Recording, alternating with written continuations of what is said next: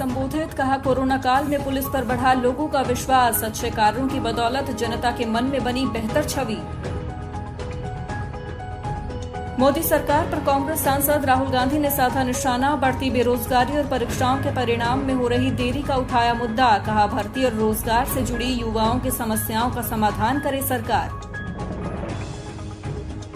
उत्तर प्रदेश से सफर इस्लाम निर्विरोध चुने गए राज्यसभा सदस्य बने बीजेपी के 7वें मुस्लिम सांसद। अमर सिंह के दुनिया से अलविदा कहने के बाद खाली हुई थी राज्यसभा सीट।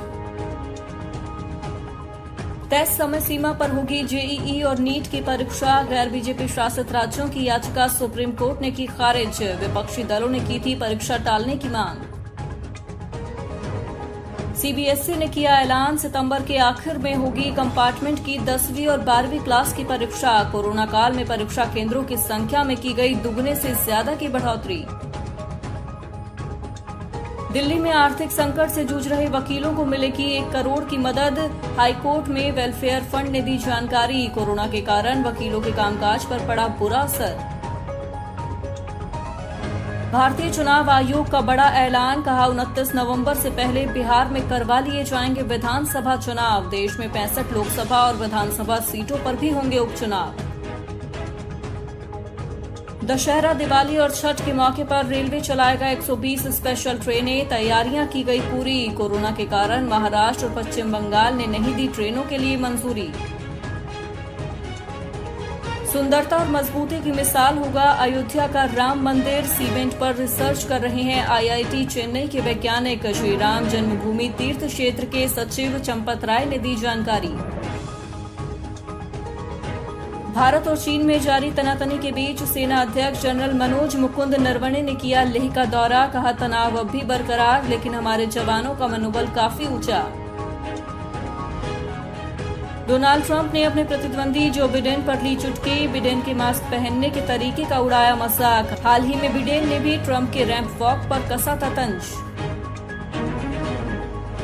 भारत और अमेरिका के बाद अब जापान का चीन को झटका, चीन के बजाय आसियान देशों में अपने सामान को तैयार करने वाली कंपनियों को सब्सिडी देगा जापान।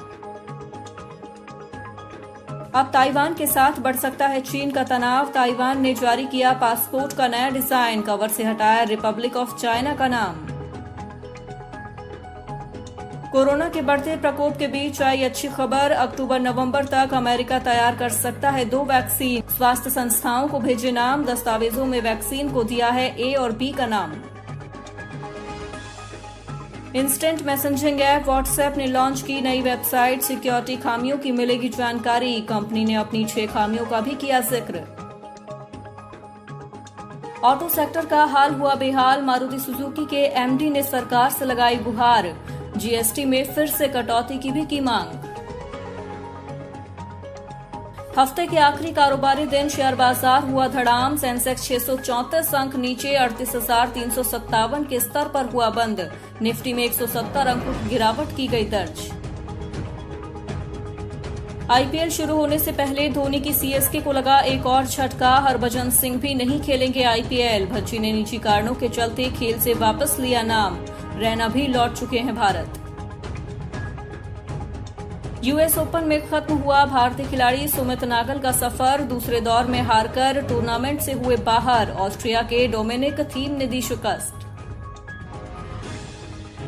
फिल्म निर्माता रॉनी स्क्रूवाला अपनी सुपरहिट फिल्म अ वेडनेसडे का बनाएंगे सीक्वल, अ थर्सडे होगा फिल्म का नाम। लीड रोल में नजर आएंगी यामी गौतम।